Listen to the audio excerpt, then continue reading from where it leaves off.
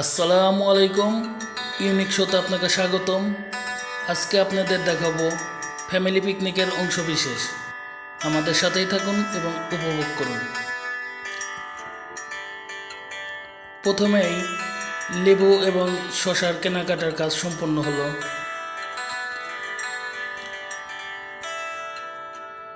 তারপর পিকনিক উপলক্ষে বিরিয়ানি রান্না করার জন্য যে চালের প্রয়োজন, সেই দোকান থেকে চালও নেওয়া হলো।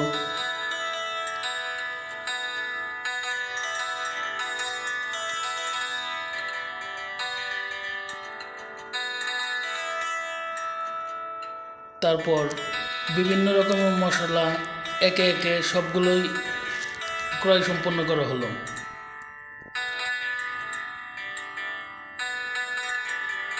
সাথে বিরিয়ানির মশলাটাও নেওয়া হলো।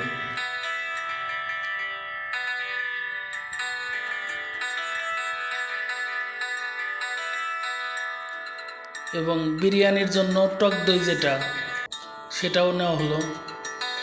এবং কাঁচা বাজার যেগুলো পেঁয়াজ, আলু, রসুন এবং আর অন্যান্য কিছু কাজ সম্পন্ন করা হলো।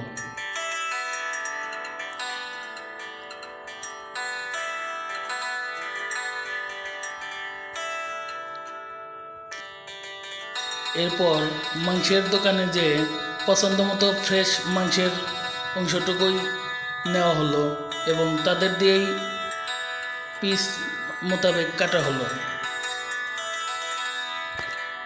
বাসায় আনার পর মাংসটুকু ভালোভাবে পরিষ্কার করে নেওয়া হলো। এরপর মাংসের সাথে মশলাগুলোর কাজও সম্পূর্ণ হয়ে এসেছে।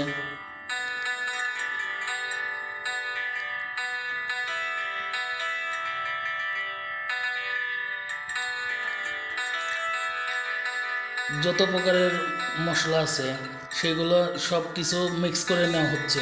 টক দইয়ের সাথে সব কিছুই মিক্স করে নেওয়া হলো। পরিমাণ মতো লবণ এবং অন্যান্য কিছু সবই পরিমাণ মতোই মেশানো হলো। এবং আলুগুলো গরম সসপ্যানে ভালো করে ভেজে নেওয়া হচ্ছে, যাতে বিরিয়ানির টেস্টটা আরেকটু বেড়ে যায়।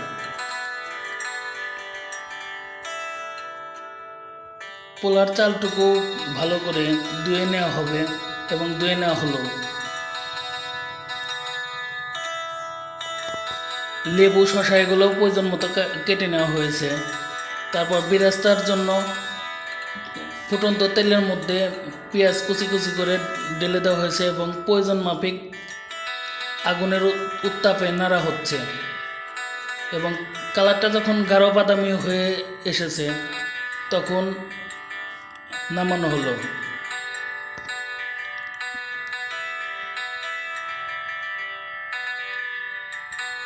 এবং মাখানো মাংসটুকু খুব ভালোভাবে মাখানো হয়েছে।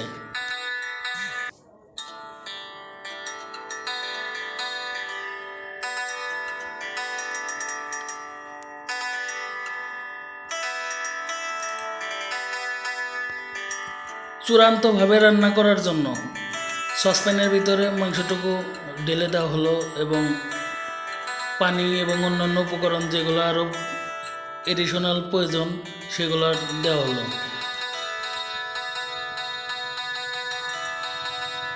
এবং ভালোভাবে নাড়া হচ্ছে যাতে সবগুলো মিশে যায় এবং ভালোভাবে সিদ্ধ হয়।